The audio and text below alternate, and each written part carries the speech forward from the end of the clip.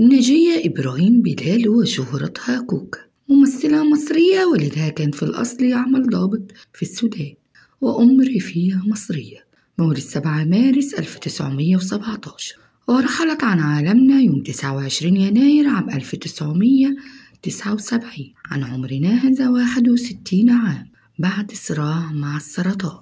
رغم أنها من السودان إلا أنها عاشت حياتها كلها في مصر. كانت منذ صغر سنها عاشقة للفن والسينما، حاولت دخول عالم الفن بأي طريقة حتى تمكنت من العمل في السينما، لكن من وراء الكاميرا، حيث لم تكن البدايات الفنية لكوكا كممثلة، ولكنها عملت في بداية حياتها قبل أن تكمل 20 من عمرها كمونيتير باستديو مصر عام 1935. كانت تجلس وراء الشاشة الصغيرة وتتخيل نفسها مكان الممثلين، وتمارس مهنتها وموهبتها المفضلة وهي التمثيل. ولقربها وتوددها من النجوم والفنانين، بالفعل حصلت كوكا على فرصة للوقوف أمام الفنان الراحل رحمة الله عليه علي الكسار في فيلم بواب العمارة. لعبت معه دور فتاة أجنبية تأتي من الخارج للقاء حبيبها بعد فترة، وقد تولت عليها العروض.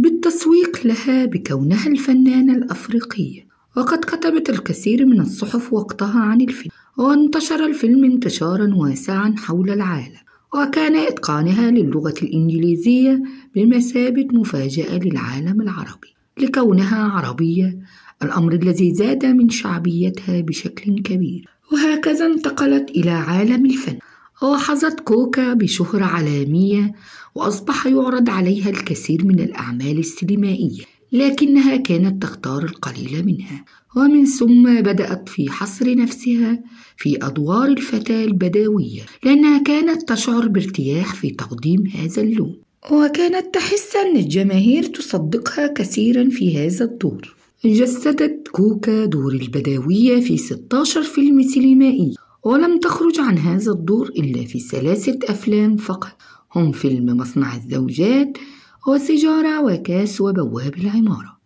كما شاركت الفنان الراحل يحيى شاهين رحمة الله عليه في 6 أفلام، وقدمت